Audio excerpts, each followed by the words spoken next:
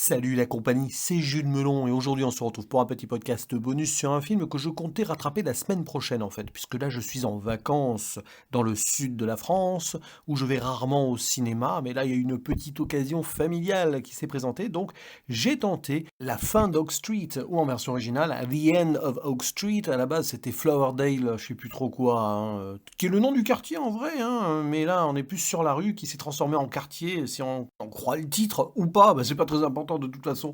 Il s'agit de la nouvelle réalisation de David Robert Mitchell que j'avais découvert, je crois, avec It Follows, il me semble, et puis il y a eu Under the Silver Lake aussi. Beaucoup de gens attendaient d'ailleurs la suite de It Follows, They Follow, qui devrait arriver, mais entre-temps, il a réalisé ici une œuvre de science-fiction familiale. Voilà, c'est quelque chose qui lui tenait à cœur, et avec au casting quand même, dans le rôle du couple principal, le seul couple vraiment montré à l'écran de toute façon, Anne Hathaway et Ewan McGregor. Et nous avons dans le rôle des enfants, on va les citer quand même, Macy Stella, qui est connue notamment dans le domaine musical, et Christian Convery, que l'on voit pas mal.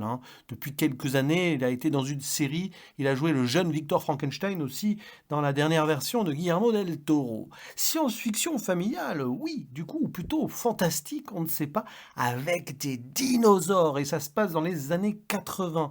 On a l'impression que ce film a été fait pour raviver la nostalgie de ceux qui, comme moi, étaient adolescents. Alors pas dans les années 80, mais les années 90, mais avec des films qui s'y référençaient. Bien sûr, on va penser au cinéma de Steven Spielberg, c'est presque post-Spielbergien sur pas mal de points. Jurassic Park, puisqu'il y a des dinosaures, même Le Monde Perdu, puisqu'il y a un chien, il y a une banlieue pavillonnaire avec des dinosaures dedans.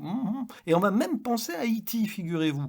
Mais quand j'ai vu le pitch de départ, au-delà, et bien sûr de penser à ce grand réalisateur qui a bercé mon enfance et mon adolescence, j'ai aussi eu une sorte de feeling à la quatrième dimension de Twilight Zone, qui est aussi une des séries de ma jeunesse, que j'ai pas mal revu aussi, jeune adulte et moins jeune adulte aussi. Un épisode intitulé Les monstres de Maple Street en version française, et là c'est Oak Street, un quartier un petit peu isolé, où peut-être qu'on va surveiller la population en mode survie, en mode parano, en mode surprise, mais qu'est-ce qui se passe? Alors oui, sur les principes de base, peut-être qu'il y a une référence, mais après, ça va ailleurs, c'est le cas de le dire, ça va tellement ailleurs que ça va dans le passé, puisque grosso modo, pour faire un synopsis rapide, on va suivre la famille Pat, qui a l'air comme ça en apparence assez normale, traditionnellement moyenne classe dans ces banlieues américaines années 80, mais derrière il y a peut-être des petites tensions entre le père et la mère, mais surtout un beau jour ou peut-être une nuit, eh bien ils vont se retrouver transportés avec les voisins et les autres maisons, tout ce quartier-là, à l'époque préhistorico-dinosauresque, je ne sais pas exactement si c'est le Jurassique, le Crétacé ou autre truc, peu importe. Ce qui est certain, c'est que du jour au lendemain, ils vont devoir survivre en milieu hostile, mais en gardant, on va dire, les maisons autour. Bon, qu'est-ce qui va se passer? Est-ce que cette communauté qui nous est présentée dès le premier plan, en apparence superbement solidaire, à jouer et tout, je crois que c'était un truc du 4 juillet, puisque après il va se passer un truc autour du 11, mais bon, peu importe. Est-ce que ce moment à l'américaine là ne va pas voler en éclats? Est-ce que notre cher metteur en scène et scénariste n'a-t-il pas voulu un petit peu critiquer ces apparences, comme il le faisait peut-être plus ou moins directement dans Under the Silver Lake, qui partait très vite, alors on peut le dire, en théorie du complot, dans une Amérique très américanisée de codes et autres trucs, peu importe, plus californien, je pense, il me semble, et bien sûr It Follows aussi, il y avait cette idée du mal qui peut-être était déjà là et qui venait suivre par rapport à ces jeunes qui étaient peut-être un peu trop tranquilles dans leur petite vie, bon, façon Halloween de Carpenter, puisque c'était la référence numéro un. Et il aime bien donc dérouler ceci dans des zones normalement, on va dire, où il ne se passe pas grand-chose, où tout a l'air assez parfait, tranquille, dans ces fausses apparences américaines. Et en fait, oui, il va creuser le sillon, notamment donc autour du père, qui semble un petit peu au désarroi d'une sorte de chômage ou de petit boulot qui fait vite fait, la mère qui est très très en mode épouse, certes, mais qui commence à en avoir marre d'une certaine manière, et les ados à côté qui font leur petite vie. Alors la fille, elle est pas trop montrée, j'avoue, un peu délaissée quand même, voilà, du coup à 17 ans, j'en sais rien en fait. Mais alors le fiston, lui qui doit avoir 13-14, alors là, balancer tout cela dans ta gueule dès le début, je pense que Mitchell, il s'est fait plaisir, on est en mode Stranger Things, ou E.T., voilà, je vais pas rester plus longtemps là-dessus, c'est tellement évident qu'on se demande où est la citation, où est la distorsion même de cet univers-là, de le reciter, de le ressasser l'embrasser, de le ressucer ainsi pour le transférer ailleurs. Ça peut avoir sa limite, parce que oui, tu vas tomber dans une forme de nostalgie, mais très vite elle va être renversée et renvoyée dans une sorte d'autre nostalgie, de film un peu d'aventure SF fantastique avec des dinosaures, et quand la nostalgie se mord ainsi la queue, qu'est-ce qu'il reste? Alors c'est une bonne question.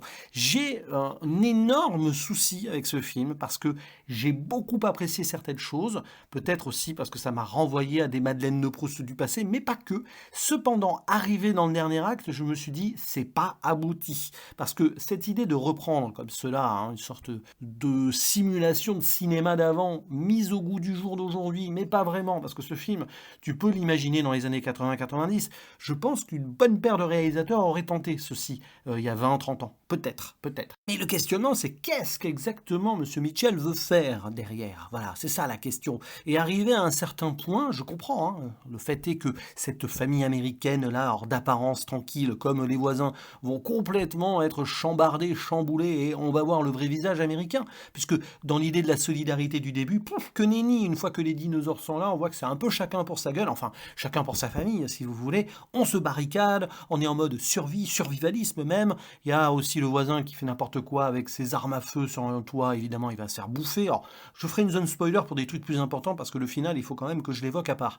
Mais cette idée que il y a une gestion là qui montre en fait que face à l'urgence, ces petites familles tranquilles vont forcément, peut-être aussi indirectement se transformer en monstres intérieurs, en monstres entre eux aussi, d'une certaine façon, vont un peu s'auto-dévorer dans leur individualisme. Et là, c'est vrai qu'on peut rejoindre Maple Street, hein. Donc ce grand épisode de la quatrième dimension que je vous conseille, et qui a probablement inspiré Spielberg aussi. Maintenant que j'y pense, la boucle se boucle ici, hein. Le serpent se mord la queue, disais-je d'ailleurs, en parlant de serpent, à un moment vous allez en avoir un immense anaconda dinosaure, je sais pas quoi.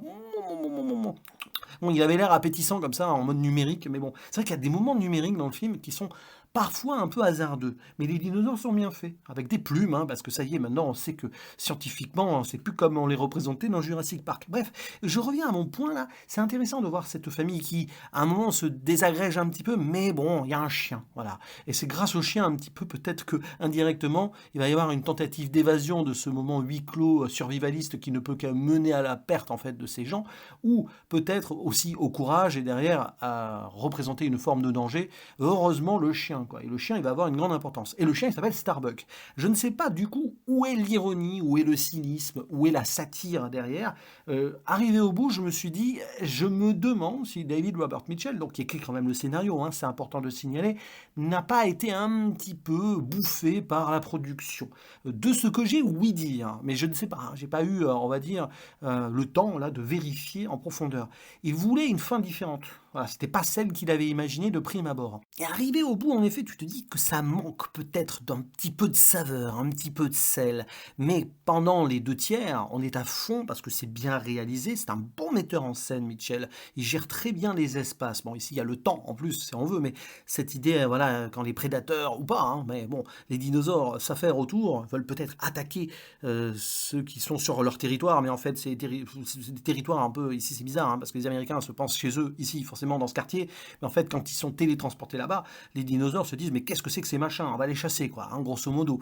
Bon, et ben, il y a des beaux plans séquences, des beaux plans qui jouent aussi avec la tension, et c'est bien fait. Voilà, une sorte de chorégraphie, de cinématographie, qui m'a fait plaisir en termes donc de soins portés à l'image, et le film se veut très sérieux à ces instants-là, alors qu'il y a des décalages qui sont plus ou moins, on va dire, on ne sait pas trop si c'est dans la critique ou si c'est pour justement mieux nous déconstruire derrière cet idéal de banlieue pavillonnaire, hein. Beaucoup de réalisateurs l'ont traité bien avant Mitchell, hein, et bien sûr on pense à Tim Burton, mais Tim Burton n'aurait jamais fait un film ainsi, je ne pense pas. Et donc l'épouse aussi avec son fusil, et puis il y a le chien, et puis le mari qui veut reprendre son rôle de mâle dominant avec ses petits boulots, mais qui est pas trop sûr, on sent quand même qu'il y a cette tension-là et tout, et derrière, bon ben, on va s'enfermer. Mais est-ce que le film ne s'enferme-t-il pas aussi quelque part, un peu autre part, justement, ailleurs que Mitchell voulait le faire aller? Bonne question. Alors, spoiler, bon déjà, il y a un truc, moi, c'est très très bizarre, je trouve que c'est couillu, c'est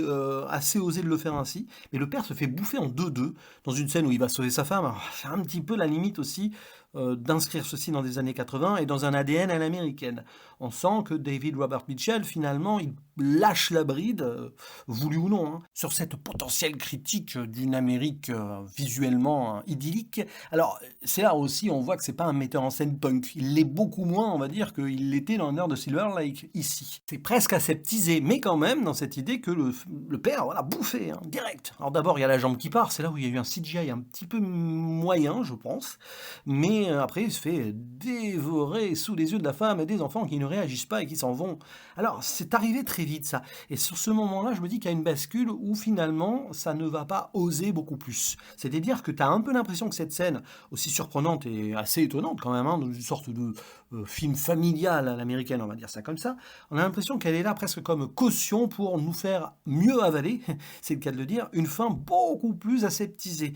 Puisque, alors, il y a une histoire de bulle, boucle temporelle, alors bulle plutôt, où tu sautes là-dedans, tu reviens à ton époque. Super.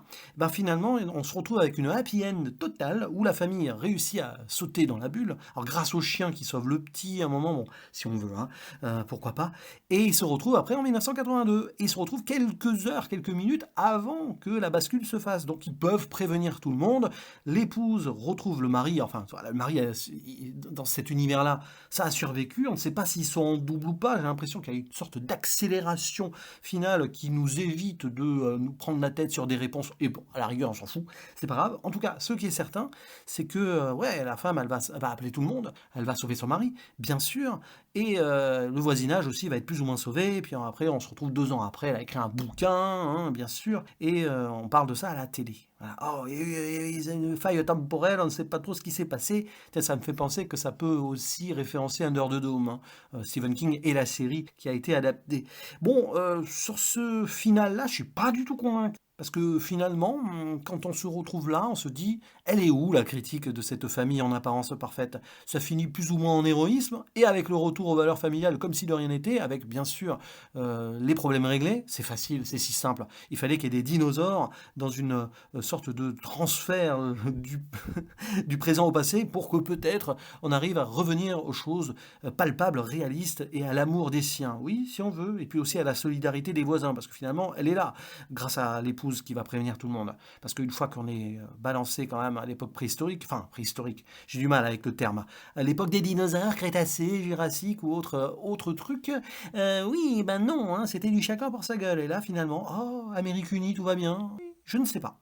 Je ne sais pas. Vous me direz, vous, en commentaire, si à quel point, peut-être, David Robert Mitchell a lâché la bride et lâché prise sur une conclusion, parce que bah, ce projet lui tenait à cœur. Il s'est dit, allez, bah, on va le faire. Hein. Vous m'imposez ça ou pas? Est-ce que ça l'a plus ou moins dérangé ou non? Quelle était sa vraie fin? J'en sais rien. C'est pas le plus important. La fin justifie les moyens, mais le film va au-delà de sa fin. Et les moyens cinématographiques mis en œuvre ici me font dire que c'est quand même quelque chose de réussi. Mais j'ai trop de réserves là, en sortant de là. J'ai trop envie de beaucoup l'aimer, le film. Mais c'est trop simple.